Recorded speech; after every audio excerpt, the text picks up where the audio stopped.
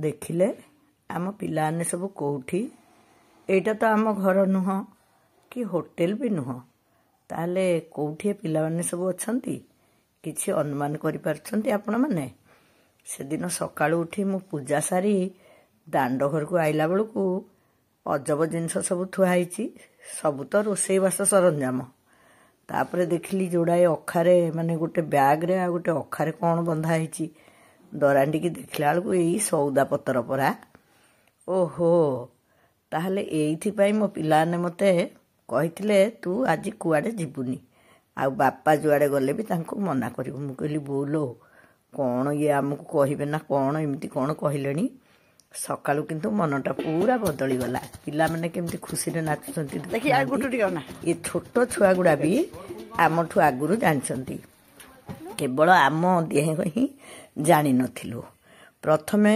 Wagner रे बड़ बहु मु जांगू गुट्टू आउ निंटू बाहरी गलु आजिकल पिला माने भारी चालाक हे गलेनी मो ताकू जहा बुझाई देले से बुझिचंती गोटे गोटे चली ना आमे केमती छुआ बेले सब आम बेलर कथा को सब मन रखी कारबार करथिले एबे से माने तांको बेल स्टाइल ले चलचंती तांको बेल स्टाइल माने ए जो सरप्राइज दबा ए सब कथा बर्थडे केक काटिबा सॉरी कहिबा थैंक यू कहिबा वेलकम कहिबा ए सब सेइथुरे चालाक पिला तक आमको किछि कहि नथिले मु पचारले अरे बापा ह भोजी तो हबो हेले कोउठी की जिबा पुओ टिके खाली हसी देला आमको नै सेठी पहुँचौ ए झियो तिन्हे पाखको आसी जीवन सरागर परिवार भुक्त बोली कहले मु बड़ बहु को डाकी तांको संगे फोटो नेली अरे एटा तो चिन्नू को गाड़ी हेले सेथरे गुली आउ बाबाई ताहले चिन्नू कौन आसबेनी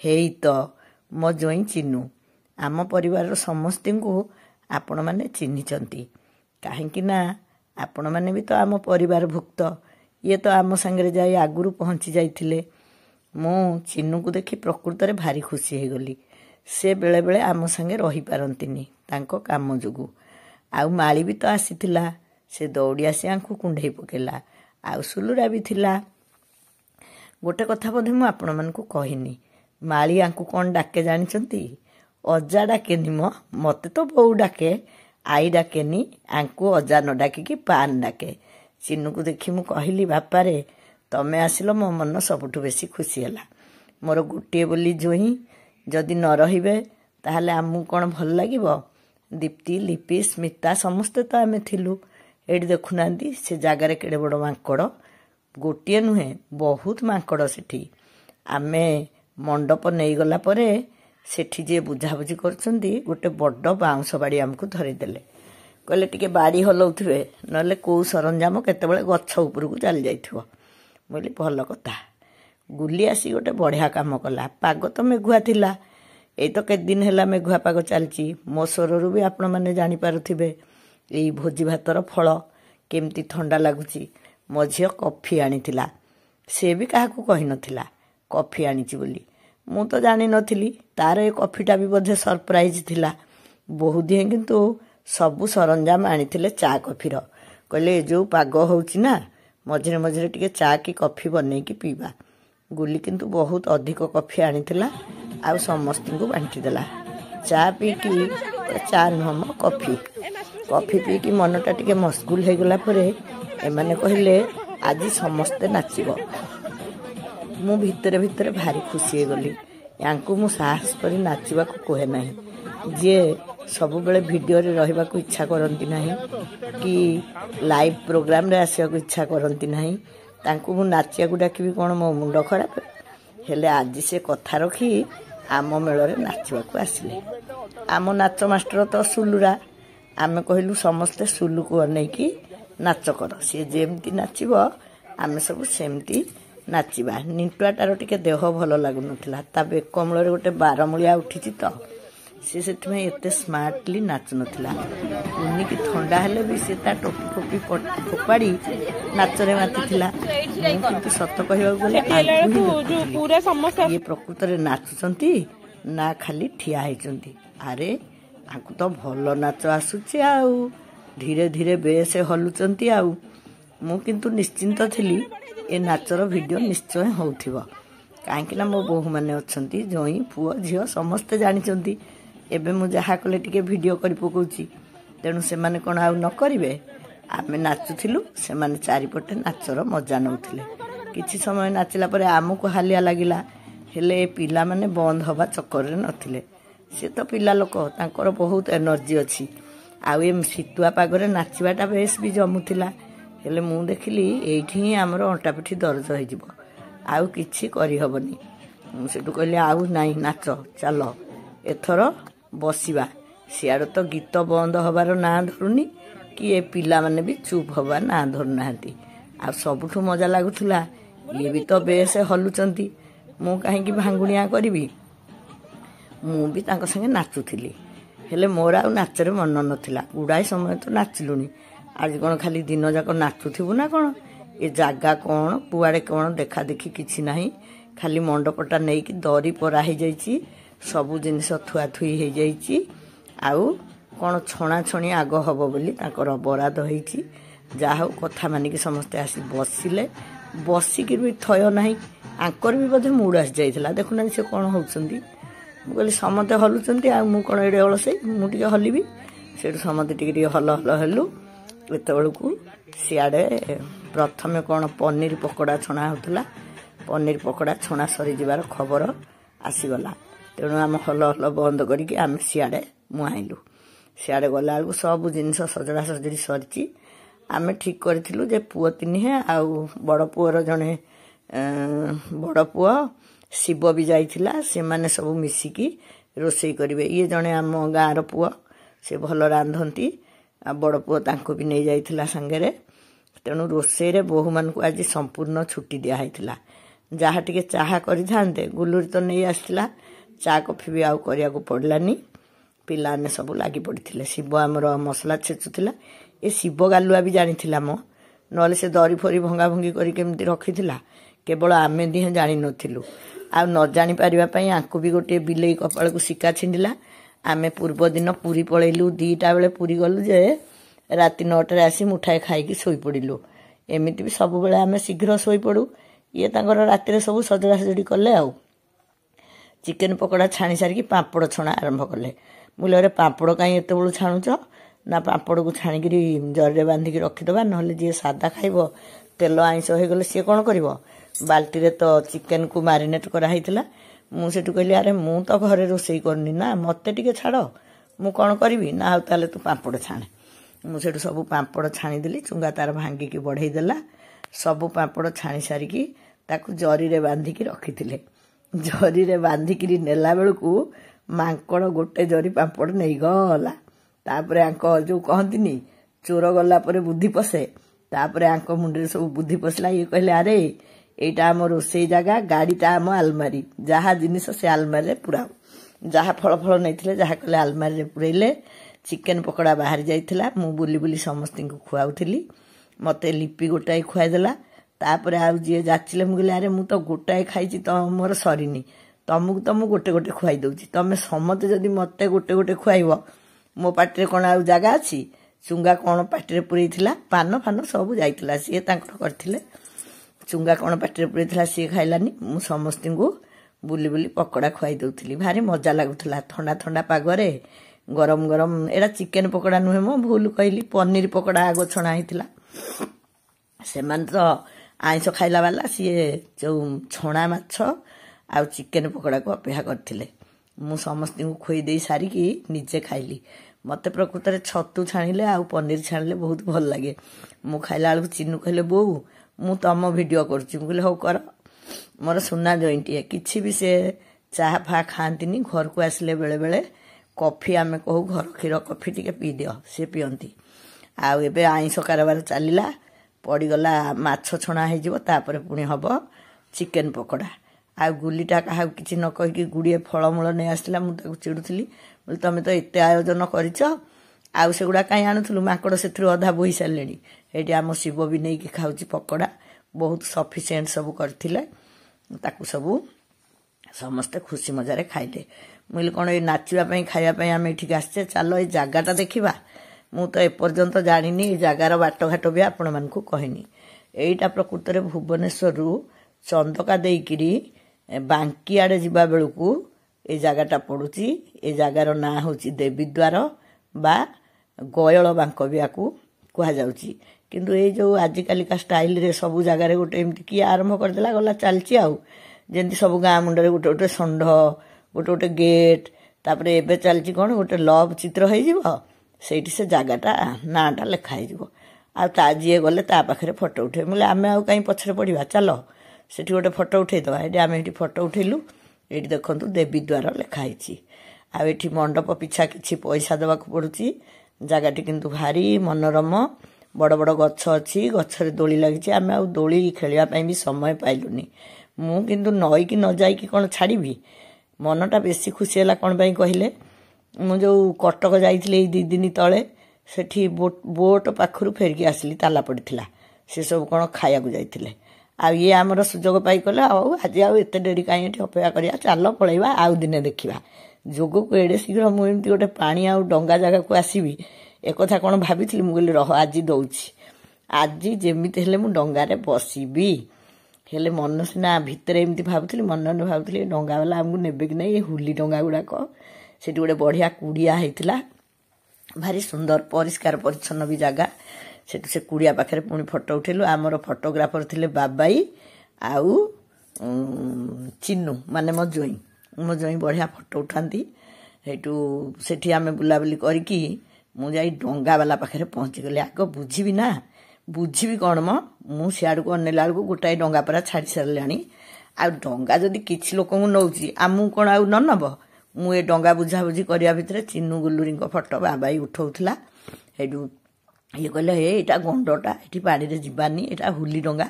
ବୋଲେ ତମେ କ'ଣ ପାଇଁ ଡରୁଛ?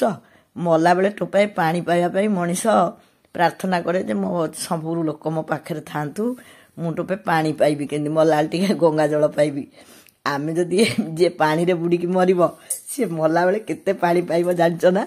ମୁଁ ତାଙ୍କୁ ଏମିତି ଥଟ୍ଟା ମଜା କଲି। ସେ ମୋତେ ଚିଡ଼ିଲେ, କହିଲେ ଏ ଡଙ୍ଗାରେ ବସିକି ସେମିତି କଥାବାର୍ତ୍ତା କରନ୍ତିନି, ଏଇଟା ଧର୍ମ ଡଙ୍ଗା, ତମେ କାହିଁ ଆଡ଼ୁ ସାଡ଼ୁ କଥାବାର୍ତ୍ତା କରୁଛ? ବୋଲେ ତମେ କ'ଣ ଏତେ ଡର ମାଡ଼ୁଛି, ଏଇଆ କହିକି ତାଙ୍କୁ ଚିଡ଼େଇଲି। ଆଉ ହସା ହସି ହେଲୁ। ବାବାଇ ସେତିକି ବେଳର ଭିଡ଼ିଓ କରିଥିଲା, ମୁଁ ଜାଣିନଥିଲି। ଫେରିଲା ପରେ ସେ ଭିଡ଼ିଓ ଦେଲା। ମୁଁ ସବୁବେଳେ ତାଙ୍କୁ ଏମିତି ଚିଡ଼ାଏ, ଆଉ ସବୁ କାମରେ ମୁଁ ବହୁତ ସାହସ କରିକି ମାଡ଼ିଯାଏ। ସିଏ ପୁଣି ମୋରି ସାଙ୍ଗରେ ହିଁ ମିଶନ୍ତି। କେତେବେଳେ ସେମିତି ମୋର ଯଦି କେଉଁ କାମ କରିବାକୁ ଇଚ୍ଛା ନଥାଏ, ତାଙ୍କର ଇଚ୍ଛା ଥାଏ, ତାଙ୍କ ଇଚ୍ଛାକୁ ସମ୍ମାନ ଦେଇକି ମୁଁ ମିଶେ। ଆମେ ଏମିତି ଡଙ୍ଗା କଟିଆ କଟି ହେଇକି ବୁଲୁଥିଲୁ। ମୋତେ ବହୁତ ଖୁସି ଲାଗୁଥିଲା, ବହୁତ ବଢ଼ିଆ ବି ଲାଗୁଥିଲା। ପାଣି ପୁରା କାଚ କେନ୍ଦୁ ପାଣି, ଆଉ ସେଇ ଥଣ୍ଡା ଧରିକି ଏଠି ମୋ ସ୍ୱରରୁ ଆପଣମାନେ ଜାଣୁଥିବେ। ସେଦିନ ପାଗ ମେଘୁଆ କରୁଥିଲା, ଦେଖୁଛନ୍ତି ତ ମେଘୁଆ ପାଗ। ସେ ଡଙ୍ଗାରେ ଆମେ ବହୁତ ସମୟ ଯେଉଁ ବୁଲିଲୁ, ଥଣ୍ଡା ଥଣ୍ଡା ଲାଗିଲା। ଆଉ କେତେ ବୁଲିବୁ, ପୁଣି ରୋଷେଇ ଜାଗାକୁ ଫେରିଲୁ। ଏଠି ବହୁତ କାଉ ଥିଲେ ଆଉ ମାଙ୍କଡ଼ ଥିଲେ। ମୁଁ ଗଲାବେଳକୁ ପିଲାମାନେ ଚିନ୍ତାରେ ପଡ଼ିଛନ୍ତି, ଭାତ ଛଣା ଆସିନି, ଆଉ ଭାତ କେମିତି ଗଳା ହେବ। ମୁଁ କହିଲି ଆରେ କେତେ ଭାତ ନା 3 କିଲୋ ଚାଉଳର ଭାତ। ମୁଁ କହିଲି ହଇରେ, ଏବେ ସିନା ବୟସ ଗଲାଣି, ତମ ଘରେ ପରା କଦବା କେଉଁ ଦିନ ଅଳ୍ପ, ନହେଲେ ପ୍ରାୟ 3 କିଲୋ 2.5 କିଲୋ ଚାଉଳ ଭାତ ରନ୍ଧା ହୁଏ। ତାକୁ ପୁଣି ମାଟି ହାଣ୍ଡିରେ ଆମେ ଗାଳୁଥିଲୁ। ମୁଁ ଯେତେବେଳେ ବୋହୂ ହେଇକି ଆସିଲି, ମାଟି ହାଣ୍ଡିରେ ଭାତ ରନ୍ଧା ହୁଏ ବୋଲି ବି ମୁଁ ଜାଣିନଥିଲି। କିନ୍ତୁ ମୋ ଶାଶୁ ଘରେ ମାଟି ହାଣ୍ଡିରେ ଭାତ, ଆଟିକାରେ ଡାଲି ହେଉଥିଲା, ଗୋଟେ ନଡ଼ିଆ ଡଙ୍କିରେ ଘୋରା ହେଉଥିଲା। ମୁଁ ଭାତ ବସେଇଲେ ଗୋଟେ ମୁଣ୍ଡିଆ ମାରିବି, ମୋତେ ଲାଗେ ହାଣ୍ଡିଟା ଭାଙ୍ଗିଯିବ। କେବେ କାରବାର କରିନି ତ। ଭାତ ବସେଇବି, ଗୋଟିଏ ମୁଣ୍ଡିଆ ମାରିବି, ଭାତ ଡଙ୍କିରେ ଘାଣ୍ଟୁଥିବି, ମୁଣ୍ଡିଆ ମାରିବି, ଭାତ ଗାଳିବି, ମୁଣ୍ଡିଆ ମାରିବି। ମୁଁ ସବୁବେଳେ ଭାବେ କେତେବେଳେ ଗୋଟେ ହାଣ୍ଡି ଭୁଷୁଡ଼ିଯିବ, କିନ୍ତୁ କେବେ ସେମିତି ହେଇନି। ଧୀରେ ଧୀରେ ମୋର ଧାରଣା ବଦଳିଲା ଯେ ଆମେ ସିନା ସିଲଭର ବା କେଉଁଥିରେ ରାନ୍ଧୁଛେ, ଏବେ ତ ଷ୍ଟିଲରେ ରନ୍ଧା ହେଉଛି, କିନ୍ତୁ ଆଗରୁ ତ ପୁଣି ଏଇ ମାଟି ହାଣ୍ଡିରେ ରନ୍ଧା ହେଉଥିଲା। ମୋର ସେ ଧାରଣା ବଦଳିଗଲା। ମୁଁ ଭାତଟି ଗାଳିକି ଥୋଇଦେଇ ଆଇଲି। ମୋ ମନ ଲାଗିଥିଲା ସେ ପାଖରେ ଗୋଟେ ଟାପ ଥିଲା, ସେ ଟାପୁରେ ବଢ଼ିଆ ଘାସ ହେଇଥିଲା। ୟାଙ୍କ ସାଙ୍ଗରେ ଯଦି ମୁଁ ଯାଇଥାନ୍ତି ସେଠିକି, ମୋତେ ଆଉ ରଖିନଥାନ୍ତେ। ତାଙ୍କୁ ନେଇକି ସେ ରୋଷେଇ ଜାଗାରେ ଛାଡ଼ି ଦେଇକି ମୁଁ ପୁଣି ଆସିଗଲି ଟାପକୁ। ଏଇ ଦୂରରୁ ସେ ଗଛଟା ଦେଖାଉଥିଲା, ନାଲି ନାଲି ଫୁଲ। ବୋଲି ଏମିତି ଗଛରେ ଏମିତି ଫୁଲ କାହିଁ ତ ମୁଁ କେଉଁଠି ଦେଖିନି, ଏଇଟା ସତ ଫୁଲ ନା ମିଛ ଫୁଲ? ଯାହା ହେଲେ ବି ମୁଁ ସେ ଟାପକୁ ଯିବି। ହେଲେ ଛୁଆ ବି ମୋତେ ଚିଡ଼ିବେ। ମୁଁ କହିବା କଥା, ଅବଶ୍ୟ ଗୋଡ଼ ହାତ ଭାଙ୍ଗିକି ପଡ଼ିଲେ ବଡ଼ ଦୁଃଖର କଥା, ଗାଳି ଖାଇବା ପାଇଁ ମୁଁ ଯୋଗ୍ୟ। କିନ୍ତୁ ମୁଁ ଯେଉଁଟାକୁ ଯାଇପାରିବି, ଡରିକି କାହିଁକି ନ ଯିବି? ମୁଁ ସମସ୍ତଙ୍କ ଅଲକ୍ଷ୍ୟରେ ସେଠିକି ପଳେଇଲି। ଅବଶ୍ୟ ମୁଁ ଗଲା ପରେ ଚୁଙ୍ଗା ମୋ ପଛେ ପଛେ ଗଲା। କହିଲୁ ତୁ ଯେମିତି ହଉଛୁ ବୋଉ ତୁ ପଡ଼ିବୁ। ମୁଁ କହିଲି ତୁ ବା ହେଇଠି ଆଇଲୁଣି ମୋତେ ଧରିବାକୁ, ମୁଁ କାହିଁ ଆଉ ପଡ଼ିବି? ପଡ଼ିଲେ ତୁ ତ ଆଇଲୁ ଭାରି, ମୁଁ ସିନା ଏକା ଆସିଥିଲେ ଯାହା ହେଇଥାନ୍ତା। ଚୁଙ୍ଗା ଆଇଲା ପରେ ମୁଁ ଆହୁରି ମାନେ ଉଚ୍ଚାଟ ହେଇଗଲି। ଆଉ ସେଠି ବହୁତ ଫଟୋ ଉଠେଇକି ବାହାରକୁ ଆଇଲା ବେଳକୁ ଆଲୋ କୂଳରେ କ'ଣ ଏତେ ଲୋକ ସେ ଟାପ ପାଖରେ। ଏମାନେ ସମସ୍ତେ ଗୋଟେ ଲେଡ଼ିଜ୍ କ୍ଲବ୍ର ମେମ୍ବର ଥିଲେ ଭୁବନେଶ୍ୱରର। ଇଏ ସମସ୍ତେ ମୋତେ ଦେଖିକି ପାଖକୁ ଆସିଲେ ଆଉ ମୋ ସହିତ ଫଟୋ ଉଠେଇଲେ। ଜାଙ୍ଗୁ ତ ରୋଷେଇ ଜାଗାରୁ ବାହାରି ପାରିନଥିଲା, ତାକୁ ମୁଁ ଦେଖିକି ଡାକିଲି। ମୁଁ କହିଲି ଆରେ ସ୍ମିତାକୁ ଡାକି ତୋର ଗୋଟେ ଫଟୋ ଉଠେଇଦେବି। ତାପରେ କହିଲି ସମସ୍ତଙ୍କୁ ଡାକି ଆଣିଲୁ, ଖାଇସାରିକି ଆଉ ଛିଡ଼ା ହେବାକୁ ଭଲ ଲାଗିବନି। ଖାଇସାରି ସେଠୁ ଆଗ ଆସିଲୁ, ସେ ମନ୍ଦିର ପାଖରେ ଆମେ ସପରିବାର ଗୋଟିଏ ଫଟୋ ନେଲୁ। ଫଟୋଟିକୁ ଶିବ ଉଠେଇଥିଲା, ତେଣୁ ମୋତେ ଡାଉଟ୍ ଲାଗିଲା ଯେ କାଳେ ଏ ଫଟୋରେ ଆପଣମାନେ ଦେଖିପାରିବେନି ଆମେ କିଏ ଅଛୁ ନ ଅଛୁ। ସେଥିପାଇଁ ମୁଁ ପୁଣି ଥରେ ତାକୁ ଭିଡ଼ିଓ କରିଦେଲି। ଦେଖିଲେ ଆମ ଘରର ସମସ୍ତେ ଆମେ ଅଛୁଟି। ହେଇଠି ଦେଖନ୍ତୁ ଆମେ ସମସ୍ତେ ଏଇଠି ଅଛୁ। ଫଟୋ ଉଠିଲା ବେଳକୁ ରୋଷେଇ ପାଖାପାଖି ସରିଯାଇଥିଲା, ଆଉ ଆମେ ଯାଇକିରି କେବଳ ଖାଇବା ପିଇବା ବ୍ୟବସ୍ଥାଟି ବାକି ଥିଲା। ମେଘଟା ପୁରା ଘୋଡ଼େଇକି ରହୁଥିଲା, ଦେଖନ୍ତୁ କେମିତି ଧୂଆଁଳିଆ ଦେଖାହେଉଛି। ମୁଁ ଭିତରେ ଟିକେ ବ୍ୟସ୍ତ ହେଉଥିଲି, ମୁଁ କେମିତି ଶୀଘ୍ର କାମ ସାରି ଯିବା। ଆମେ କାହିଁକି ସିଷ୍ଟମେଟିକ୍ ଫଟୋ ଉଠେଇ ନ ପାରିବାର ଗୋଟେ କାରଣ, ଆମ ସାଙ୍ଗରେ ଛୋଟ ଛୁଆ ଗୁଡ଼ିଏ ଅଛନ୍ତି। ଆମେ ଯେଉଁଠି ଝାଡ଼ି ହେଇକି ଠିଆ ହେବୁ ଫଟୋ ଉଠେଇବୁ, ଅନ୍ୟମନସ୍କ ହେଇଗଲା ବେଳକୁ ଛୁଆଗୁଡ଼ା କାଳେ କେଉଁଠି କ'ଣ ହେବ। ଆମେ ଗଲାବେଳକୁ ଆମର ଯେତିକି କର୍ଣ୍ଣଫ୍ଲୋର ବଳିଥିଲା ଗୋଟେ ଜରିରେ ସବୁ ମାଙ୍କଡ଼ ନେଇଯାଇଥିଲେ। ନେଇକି ଦେଖୁନାହାନ୍ତି କେମିତି ଘୋଷାଡ଼ିକି ନେଇଛନ୍ତି ଯେ ସବୁଆଡ଼ ତାକୁ ଢାଳିଛନ୍ତି, ତାକୁ ଖାଉଛନ୍ତି। ଆଉ କୁକୁର କାଉ ଏମାନେ କିନ୍ତୁ ପ୍ରକୃତରେ ବହୁତ ଉପକାର କରୁଛନ୍ତି। ପୁଅ କହିଲା ବୋଉ ମଟନ୍ ବି ହେଇସାରିଲାଣି, ତୁ ଦେଖେ। ମୁଁ ଆଉ କ'ଣ ଦେଖିବି ଧନ, ତମେ ତ କରିଛ। ସେ ଟିକେ ଘାଣ୍ଟି ଘୁଣ୍ଟିକି ଦେଖେଇଦେଲା। ଏମାନଙ୍କର ଆଉ ତରକାରୀ ଭିତରେ ହେଇଥିଲା ମଟନ୍, ଭାତ, ସିଆଡ଼େ ସାଲାଡ଼ ଗୋଳାଗୋଳି ହେଇକି ଦହି ଫେଣ୍ଟା ଚାଲିଥିଲା। ମାନେ ପାଖାପାଖି ସବୁ ସରିଲାଣି। ଆଉ ମୁଁ କହିଲି ଆଉ ଡେରି କରନା, ଖାଇ ବସ। ସେ ଠିକ୍ 2:30 ବେଳକୁ ଖାଇବା ଆରମ୍ଭ ହୋଇଗଲା। ତା ତିନି ବୋହୂକୁ କହିଲି, ଆମ ମାଳିଆ ତ ହାତରେ ଖାଇପାରିଲାଣି ନା, କହିଲି ତମେ ଯେ ଯାହାର ପିଲାଙ୍କୁ ଧରି ଆଗ ବସିଯାଅ। ସମସ୍ତେ ଛୋଟ ପିଲାଙ୍କୁ ଧରି ବସିଗଲେ। ଗୁଲୁରି ଟିକେ ବଢ଼ାବଢ଼ିରେ ସାହାଯ୍ୟ କଲା। ଶିବକୁ କହିଲି ତୁ ଆଉ ବାପା ଖାଇଦେ ଯେ ଜିନିଷପତ୍ର ଥୁଆଥୁଇ, ଆମେ ପଛକୁ ଯିଏ ରହିବୁ ଆମକୁ ଖାଇବା ବାଢ଼ିବୁ। ସେଇ ଅନୁସାରେ ହେଲା। ଜାଙ୍ଗୁ ତାର ମଟନ୍ ବାଢ଼ିକି କାହାକୁ କେଉଁ ପିସ୍ ଭଲ ଲାଗିବ କ'ଣ ହେବ ସବୁ ଯୋଗାଡ଼ ଯନ୍ତ୍ର କରିଥିଲା। ସିଏ ତ ମଟନ୍ କାଟିବାଠୁ ଧରି ସବୁ କରିଥିଲା। ସେ ତାଙ୍କର ଆମକୁ କିଛି କହିନଥିଲେ। ଯାହା ବି ହଉ ଠିକ୍ ବେଳରେ 2:30 ବେଳକୁ ବି ଖାଇବା ହେଇଗଲା। ଆମେ ଘରେ 1:30ରେ ଖାଉ, ଆଉ ଠିକ୍ କ'ଣ 1:30ରେ ହେବ। ଆଉ ଯାହା ଅଳ୍ପ ପାମ୍ପଡ଼ ଥିଲା ଗୁଲି ଆଣି ବଣ୍ଟାବଣ୍ଟି କଲା। ସେଥିରେ ଯେଉଁ ଜରି କରି ରଖିଥିଲେ, ଛାଣିଲା ବେଳେ ତ ଗୋଟାଏ ମାଙ୍କଡ଼ ନେଇଯାଇଥିଲା। ଆଉ ଟିକେ ପରେ ଦେଖିବେ ସେ କେମିତି ମାଙ୍କଡ଼ ତାକୁ, ମୁଁ ଏପଟ ସେପଟ ହେଉଥିଲି, ଏଇ ଭିଡ଼ିଓ ସବୁ ମୁଁ କରିଥିଲି। ହେଲେ ମୁଁ କହିଲି ନା, ମୋର ଛୁଆମାନେ ଯିଏ ରୋଷେଇବାସ ସବୁ କରିଛନ୍ତି, ସେମାନେ ନ ଖାଇଲା ଯାଏ ମୁଁ ଖାଇବିନି। ମୁଁ ତ ଆଡ଼ୁ ସାଡ଼ୁ ଖାଇଛି, ଆଉ ମୁଁ ଖାଇବିନି। ସେ ଯେଉଁ ଜରି କରି ପାମ୍ପଡ଼ ରଖିଥିଲେ, ସେତେବେଳେ ଗୋଟାଏ ନେଇଯାଇଥିଲା। ଆଉ ଗୋଟେ ସବୁ ଖାଇ ବସିକିରି ଆମେ ଯିଏ ପଛ ବ୍ୟାଚ୍ର ଥିଲୁ, ଆମକୁ ଦେବେ ବୋଲି ସେ ପାମ୍ପଡ଼ କାଢ଼ିଲା ବେଳକୁ ତାକୁ ଧରିକିରି ମାଙ୍କଡ଼ ଭାଗ। ସେମାନେ ଉପରେ ଏମିତି ଲକ୍ଷ୍ୟ ରଖିଥାନ୍ତି। ଏଠି କଡ଼େଇରେ ଛତୁ ତରକାରୀ ଥୁଆ ହେଇଛି, ଅଳ୍ପ ହେଇଛି ସାଦା ପାଇଁ। ଆଉ ଆମେ ପଛ ବ୍ୟାଚ୍ ବାଲା ବସିଲୁ, ଜାଙ୍ଗୁ, ମୁଁ ଆଉ ବଡ଼ ବୋହୂ ବାଢ଼ିଦେଲା। ସେପଟେ ଶିବ ତାର ସବୁ ଜିନିଷପତ୍ର ସଜଡ଼ା ସଜଡ଼ି କଲା। ଡାଲି ଗୁଡ଼ାକ କାହିଁକି ଏତେ କରିଥିଲେ କେଜାଣି, ମଟନ୍ ତ କଲେ, ମନେ ତ କରିଛନ୍ତି। ଯାହା ବି ହଉ ଖୁବ୍ ଭଲରେ ସବୁ କଲେ। କେବଳ ବଳି ପଡ଼ିଲା ଡାଲି ଆଉ ଭାତ। ଡାଲି ଗୋଳେଇକି ସେଠି ସବୁ ମାଙ୍କଡ଼ ଫାଙ୍କଡ଼ କୁକୁର ଯିଏ ଥିଲେ ସମସ୍ତଙ୍କୁ ଖଲିରେ ନେଇକି ଦେଲେ। ମୁଁ କହିଲି ହଇରେ ଖଲିରେ ସିନା ଦେଲ, ମାଙ୍କଡ଼ ଖଲିକି ଭିଡ଼ି ଦେଇକି ତଳେ ପକେଇକି ସବୁ ଖାଇଲେ। ହେଇଠି ଆମ ପାମ୍ପଡ଼ ଜରି ନେଇଗଲା, ପାମ୍ପଡ଼ ଜରି ଦି ଜରି ପାମ୍ପଡ଼ ମାଙ୍କଡ଼ ନେଲେ। ଆଉ ଫଳରୁ ଅଧା ପିଲାମାନେ ତାଙ୍କର ଆଗ୍ରହ କରିକି ଦେଖେଇଲେ। ସମସ୍ତେ କିଏ ରୋଷେଇରେ ବ୍ୟସ୍ତ, କିଏ ଛୁଆଙ୍କୁ ଜଗେଇରେ ବ୍ୟସ୍ତ। ମୁଁ ତ ସବୁ ଏଇଭଳିଆ ଜାଗା ଦେଖିଲେ ଟିକେ ବୁଲାଚଲା କରିବାକୁ ମୋତେ ଭଲ ଲାଗେ। ଏଇଠି ସେଇ କଥା କହୁଥିଲି, ଏଇ କୁକୁର ଛୁଆଟି ସବୁଠୁ ଭଦ୍ରାମିରେ ଭଲ ଖାଇଲା। ମାଙ୍କଡ଼ଙ୍କୁ ଯେଉଁ ଖଲିରେ ଦିଆହେଲା ସେ ସବୁ ଢାଳିକି ଗୋଟେଇ ଖାଇଲେ। ଯାହା ବି ହଉ ଖିଆପିଆ ସବୁ ସରିଲା। ସେଠୁ ଇଏ ତାଙ୍କର ଖାଇକି ସେଠି ରେଷ୍ଟ ନେଲେ। ପିଲାମାନେ ବହୁତ ଖୁସି ହେଲେ। ଦିନଟା ବହୁତ ଭଲ ଲାଗିଲା ଯେ ପିଲାମାନେ ତାଙ୍କର ନିଜେ କରିଛନ୍ତି। ବୋଲେ ବାପା ମିଠାଟା ବାଣ୍ଟିବାକୁ ମନେ ନଥିଲା। ଚୁଙ୍ଗା ମନେ ପକେଇଲା, ସେଠୁ ସମସ୍ତଙ୍କୁ ମିଠା ବାଣ୍ଟିଲା। ବୋଲେ ବାପା ଏତେ ଆଗରୁ କ'ଣ ପାଇଁ ନୂଆବର୍ଷ ଭୋଜି କଲ କିରେ?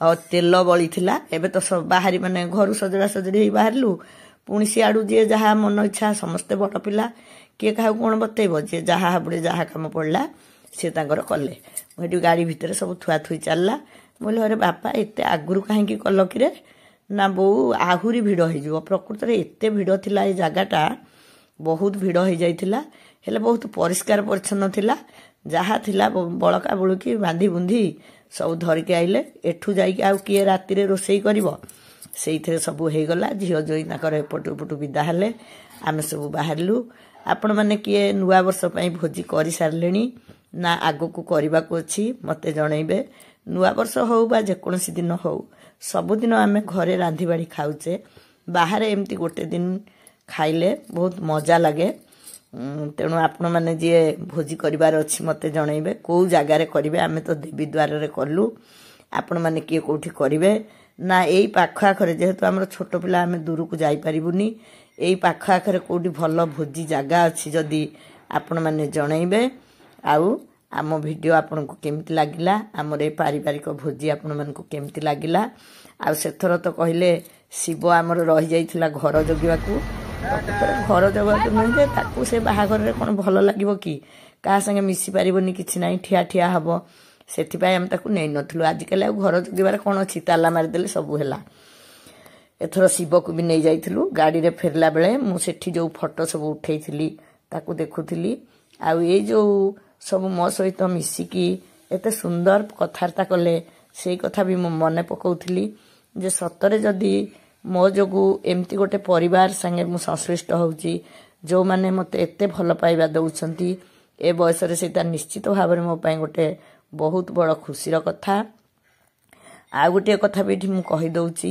मो सहित जे फोटो उठेले मु ताको फोटोटी नै आसे आउ वीडियो रे शेयर कर दिए एथिरे जदि कहार आपत्ति थिबो मते कहिबे कहारी उपरे कोनोसी कथा मु लदी दवा पई केबे हेले भल पाए नाही आ ए जो फूल गछ कथा कहउतिली ना एठी प्रकृति रे कोन फिल्म कि एल्बम फाल्बम बजे शूटिंग हेतिला एटा से गछर फूल नुहे मोर संदेह मोचन हैला मु से भीतर को जाई देखली जे उडा कागज आ सोलर फूल को सेठी एमती बढ़िया भाव रे सेटिंग करथिले एई तक देखिबी बोली मो मन को जदी गोटे कथा आसी जाए ना सेटा को न समाधान कला जाए मो मन बुझेनी ए काच केन्दु भलिया पानी रे टिके हाथ गोड़ बुड़ेली से गछ को देखिकी मु फेरिली से बाटरे किंतु बहुत मयूर थाए बोली मते मो पुओ कहितिला प्रकृत रे भी आमे मयूर देखिलु फेरिला बेले एटा तो सेई जागा रे पानी रे जो मु होउथिली फाजिली पिलांग भलिया सेटा देखौची आ बाटरे आमे बहुत मयूर देखिलु